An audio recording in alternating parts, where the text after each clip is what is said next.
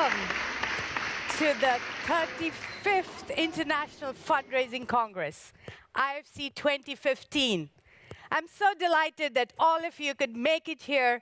I'm so delighted that I'm able to be here and do this initial part of the opening plenary. We have 1,000 fundraisers from over 60 countries in here today. Welcome. I started my Resource Alliance journey back in 1992. And I know Per Stenbeck is sitting somewhere here when he first invited me to speak at the Fundraising Congress at that point in time. And since then, I have been involved with the Resource Alliance for all these years in various volunteer capacity.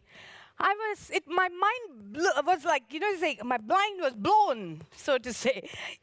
When I came here, there were so many causes I didn't know about. There were so many methodologies I hadn't heard about. There were so many connections and networks that I benefited from. And all that in that one Congress in 1992. But there is one thing that was missing. I realized that back in Asia, we were not giving our fundraisers this kind of opportunity to be able to expose to the opportunities and the trends of the future. I had two options. I could sit around and say, why isn't the then International Fundraising Group not doing anything in Asia? Or I could do it myself. And that's my volunteer journey, the beginnings of it. Because I decided if somebody had to do it, it had to be me. And somebody had to do it. It had to be then and there, because you could otherwise just sit around and talk about it. And so I'm so glad that that journey has taken me from being a volunteer for Asia to the board of Resource Alliance to being the chair of it. And then after I rotated out, I continue to be a volunteer even today. And I hope many of you, especially the first-timers who are here in this room. How many of you in this room, first-timers? Yay, welcome. And I sure hope one of you stand here 25 years later and talk about your journey of making things happen, because this is what it is about creating the change that we want to see. And as the manifesto said, the Resource Alliance hopes to build the bridge of best ideas, connections, and opportunities for each of us. And that's what this conference is about. When I look at how the fundraising landscape has changed, it started with, I would say, I could categorize it into four, A, B, C, D. The A started with altruism. So when we had our master classes, we had our workshops, then it was about how do you get to the altruistic passion of donors and potential supporters. Let's do direct mail. Let's write a letter. Let's tell a story.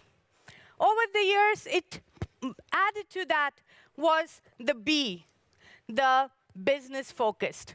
That's where the corporate philanthropy, and now it's gone on to be, shared value, social responsibility, all that has been added. And now we are more or less at C, community involved, where it's not just about raising funds, so-called in the West, and sending it to the developing countries, but really engaging the people in the re-emerging economies of the world, and together with the community doing what's right. And the best thing that's happened is technology in order to make community involvement possible through the use of social media and other digital platforms. And going forward, I see D, daring entrepreneurs, because it's no longer about philanthropy. It's going to be about taking entrepreneurial decisions of how you may have social impact. How do you ensure that needs are being met in an entrepreneurial way rather than a mere philanthropic, altruistic way? And so I see the landscape changing, and so we have been at the IFC through the Resource Alliance at the leading edge of it, helping you know what's going to come in the future so that you are ready and able to respond to it. Last year, in the closing plenary, Kumi Naidu talked about what's happening in the Arctic with the threat of Shell drilling for oil in the Arctic. And he talked about their mission, trying to stop that from happening. And the wonderfully named kayaktivists who were out in full force to bring about change. And last month, Shell decided to withdraw from the Arctic. Change is a constant.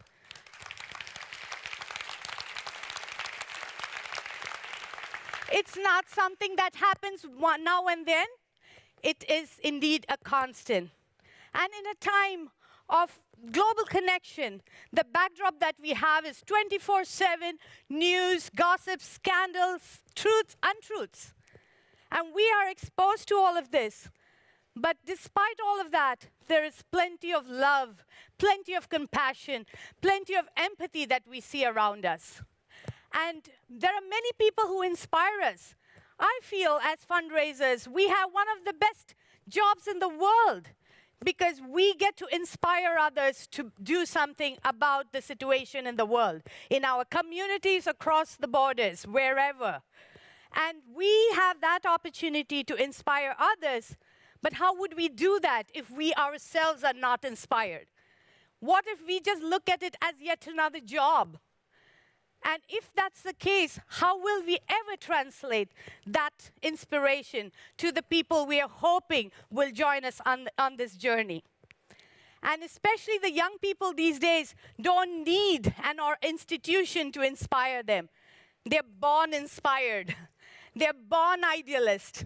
And I want to, for us, as fundraisers, to be able to harness that passion, that creativity, that inventiveness that the young of today have, and together with our knowledge, ensure we can be the change we want to see in this world. I would like to begin with examples from around the world of young people who refused to be overwhelmed. Young people who decided to take up an issue and do something about it, with or without an NGO or a non-profit helping them. Let's start with the characteristics of these young people. Do they work for an NGO or an organization? No. Did they start with a budget proposal, a spreadsheet, a grant application? No.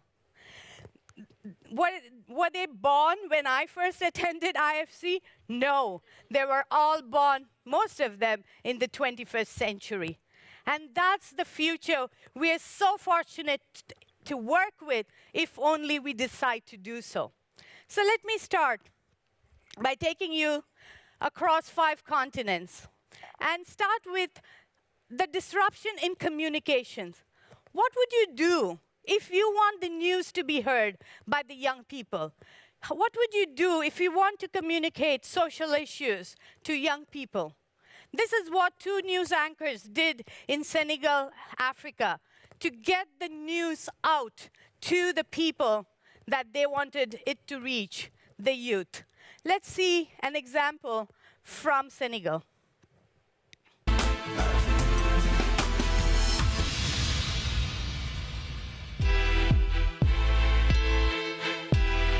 Bonjour.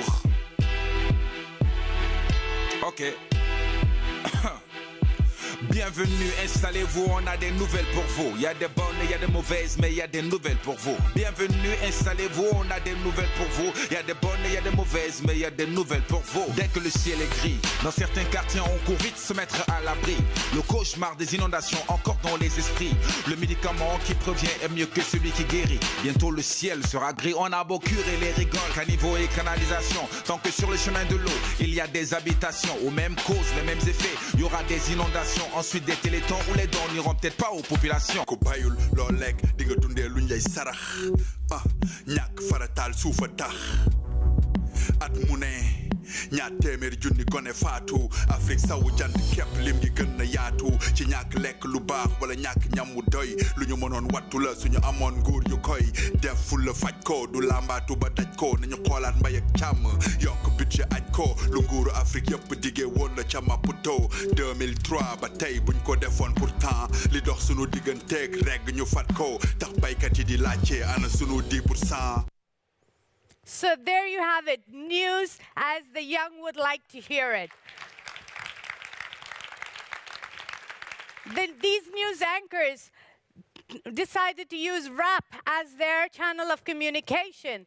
And of course, in addition to live news that they broadcast on a news channel, their YouTube channel also provided the currency for the young to go and understand the social causes that's facing their country and do something about it. In Europe, there's a lot of talk about the refugee crisis. There is a huge situation there of the refugee crisis. And what is happening there is nobody's waiting at this point in time for a refugee agency to come and support. They're not waiting at this time for a immigration type of agency to come and tell them what to do. What's happening is young people are deciding to go welcome the refugees anyway. They are taking their little toys so that the little friends of theirs crossing there into their border will feel welcome. They don't need an NGO or a development agency to tell them what to do. They know intuitively what needs done. And they're willing to go ahead and do it. Now we can engage with them and make them part of our efforts, or they're going to cut us out as middlemen, just like anything that doesn't add value. So if we decide to continue the way we used to be, maybe we won't be having these guys as our supporters in the future. The other disruption is in the area of advocacy. And my next story is from Brazil. Technology has helped and social media has helped put the power of communication in the hands of anybody, especially the younger generation. And I want to share with you this film from Brazil that talks about a young woman who did not wait for public education advocacy groups to help her. She just decided something needs to be done, and she did it. This is what she did.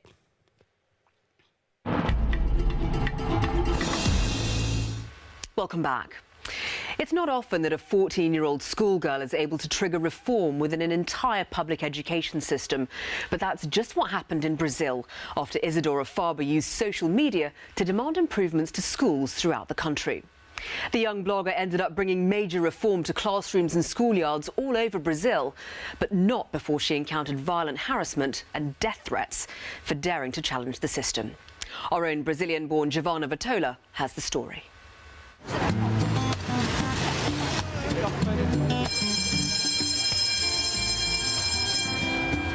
She may look like an ordinary 14-year-old, but Brazilian schoolgirl Isadora Faber is far from average.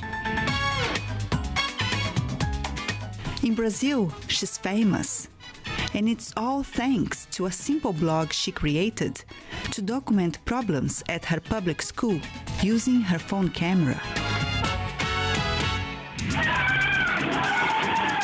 She demanded better teaching conditions and improvements to the dilapidated classrooms.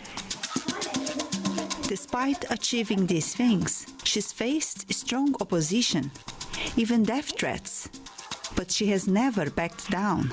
Coitada da menina foi crucificada viva.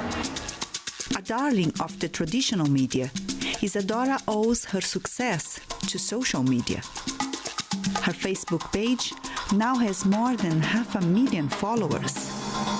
Eu fico bem feliz porque eu sei que aquilo mudou graças ao diário de classe, mas ao mesmo tempo a única coisa que eu fiz foi correr atrás dos nossos direitos, que é educação pública de qualidade. É, porque você é exatamente aluna de uma escola pública, né? Ela fala assim de um jeito que eu tô assim um pouco intimidada aqui na nossa entrevista. And there you have it. No agencies. She just decided it had to be done. The question is, where are we in the picture, and how are we going to harness this kind of energy and passion?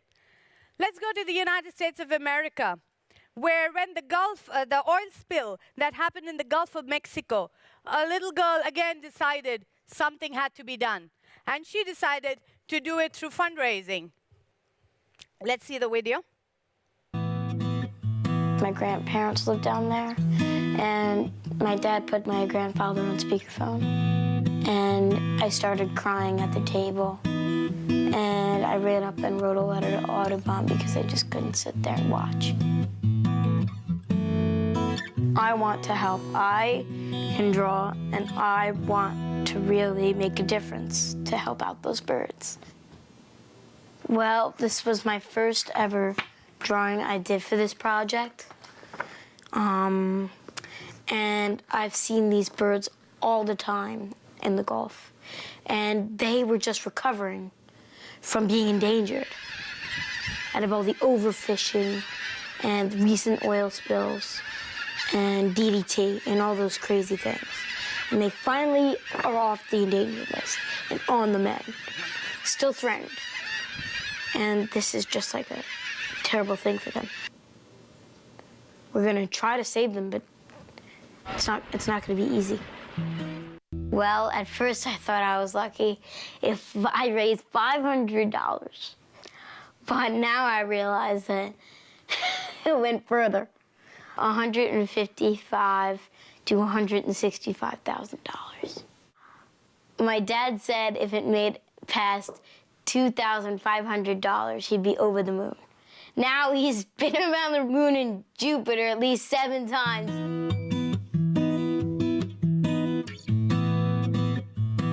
Anybody can change the world, from little toddlers to elderly, to seniors and elderly people, to kids my age.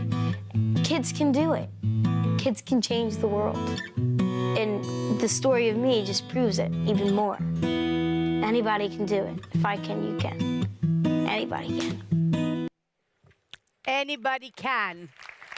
And that's the passion that 11-year-olds today have about being the change. And if I can, you can, she says, fundraisers. And I want to take you to Asia. And this is my 7-year-old. And this is a story of what's happening in my family. And I thought nothing better than my own personal story. At the age of 5, when I visited India, where my mom and dad and my in-laws live, many of the relatives gave my little boy little gifts, and cash. So at the end of the vacation, I asked him what he wanted to do with the money that he had from all his relatives. And he asked me a question, "Mom, am I rich?" And I said, "Yeah, for a kid your age, that's quite a substantial amount. I would say you are rich." And he said, "Well, if I'm rich, I'm going to give it to people who don't have as much." And since then, he was 5 then, he's 7 today. He has been on a mission to give and to get. Give because he's saving on all his little gifts. And, he always asks, when somebody says, "What do you want?" They said, "Cash." And he's got all that is his to give. And he gets, because I've got 2 older boys. So the oldest is 25 and he's a working adult. So his friends are his target, my little boy's target, because they're all working people. So he kind of leverages his connections and gets. And that's a 7-year-old boy without much of prompting that had decided that fundraising is a real cool thing to do. And that's the reality of Generation G. I call it Generation G because that generation is Generation Generosity. And they are also Generation Gratitude because they have seen the disparity in the world because of their access to information, because they can see what's happening around their world, and they can see the disparity, and they have an affinity to gratitude. They want to do something because they, at the age of 5, I believe, in Akshay's case, had figured out that he is way better than many around him, and he wanted to help. And Generation G is also Generation Global. It is not about in your backyard anymore. They want to make a difference where they see a difference can be made. And that's the kind of future we are going into as fundraisers by profession. But then it's not just the youth who have the prerogative to make changes. Here is a story from South Africa, where this dear granny at the age of 100 decided to jump 3,000 feet for fundraising. And so age is no barrier to making a change. And if you look at how things are changing, you will see that participation, inspiration, interaction, return on involvement, creating movements, that's the reality of today and going forward. How are we as fundraisers ensuring our fundraising strategy, our fundraising methodologies, our fundraising communication have these as our key foundation stones instead of where we used to be in the previous era? Now, it's one thing to say that we need to do it. And you will, in this conference, find out ways to do it through the workshops and the various big hall sessions. But you will notice that there is one thing in all of these stories that I told you. The sense of purpose that each of these young people and the old person had in their efforts to make a difference. And that brings us nicely to Dan Pallotta, because he's a leading activist, a champion fundraiser, and a committed defender of the charity sector. His TED Talk is pushing for 4 million views on the way we think of charity is dead wrong. And Dan is here because through him, we will be able to learn more. It's one thing to say you shouldn't fear if you want to be a change maker. It's another thing to say, have the courage to make the difference, to be the change. But how do you put all this into real practical ways of doing it? And I'm so glad we have Dan Pallotta with us to share his insight on how to think differently about thinking differently. Ladies and gentlemen, Dan Pallotta.